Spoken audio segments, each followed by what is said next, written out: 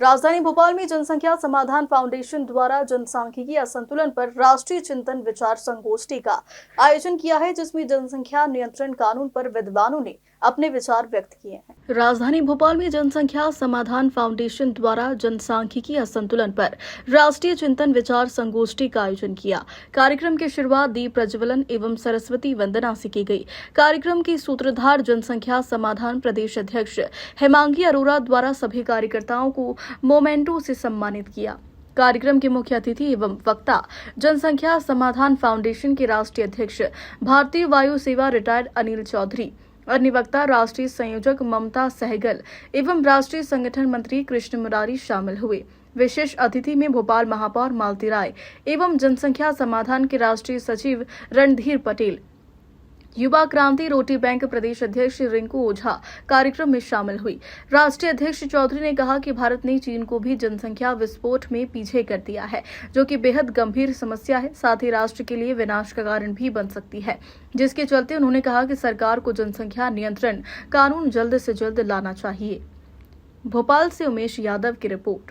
Foundation की ओर से जनसंख्या असंतुलन पर राष्ट्रीय चिंतन संगोष्ठी का कार्यक्रम रखा गया था, जिसमें हमारे राष्ट्रीय अध्यक्ष अनिल चौधरी जी, राष्ट्रीय संयोजक ममता सहगल जी एवं राष्ट्रीय संगठन मंत्री कृष्ण मुरारी जी एवं सब जिलों से आई मेरी बहनें, प्रदेश की टीम से आई मेरी बहनें और यहाँ के भी सभी वरिष्ठ जन एवं सभी समाज के लोगों ने आके ये संगोष्ठी में भाग लिया और सुना। और ये सभी के लिए मतलब हमारे जो राष्ट्रीय अध्यक्ष ने जो बोला उसकी आगे तो मैं कुछ बोल ही नहीं सकती। और कौन कौन उपस्थित है इस कार्यक्रम में? मुख्य अतिथि के रूप में मालती राय, महापौर की मालती राय जी आई थी। और क्या चर्चा हुई इस संगोष्ठी में? उन्होंने भी जनसंख्या नियंत्रण पे कानून लाने की मांग को लेके बहुत अच्छा उद्बोधन दिया। कितने पदाधिकारी यहाँ पे उपस्थित हैं? सभी जिलों से काफी पदाधिकारी आए।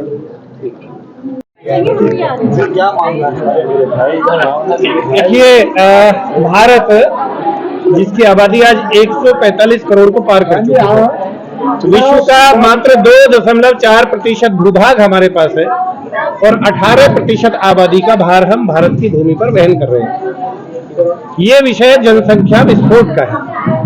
इसके साथ ही साथ जनसांख्यिकीय असंतुलन, जो समाज भारत के बंटवारे के समय यानी जिन्होंने धार्मिक आधार पर भारत का विभाजन किया, आज वो समाज फिर से 8-9% आबादी की 43% की वृद्धि को पार कर चुका है। वेरज जो भारत का मूल समाज है, उसकी आजादी के समय 1947 से और अब तक -8% की उसमें गिरावट है।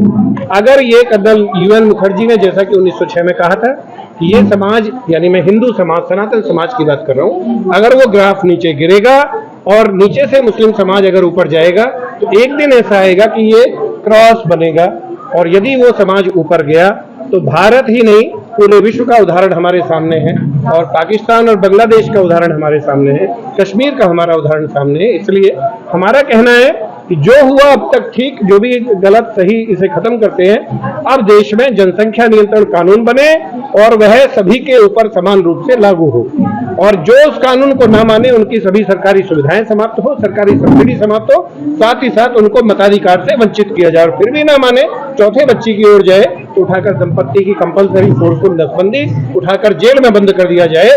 भारत है, धर्मशाला नहीं। अब इसे पुनः टूटने जैसी या बांग्लादेश जैसे हालात की इजाजत किसी को नहीं दी जा सकती। आप पूरा सनातन समाज इस विषय पर एकजुट हो रहा है। इसी विषय में संगोष्ठी।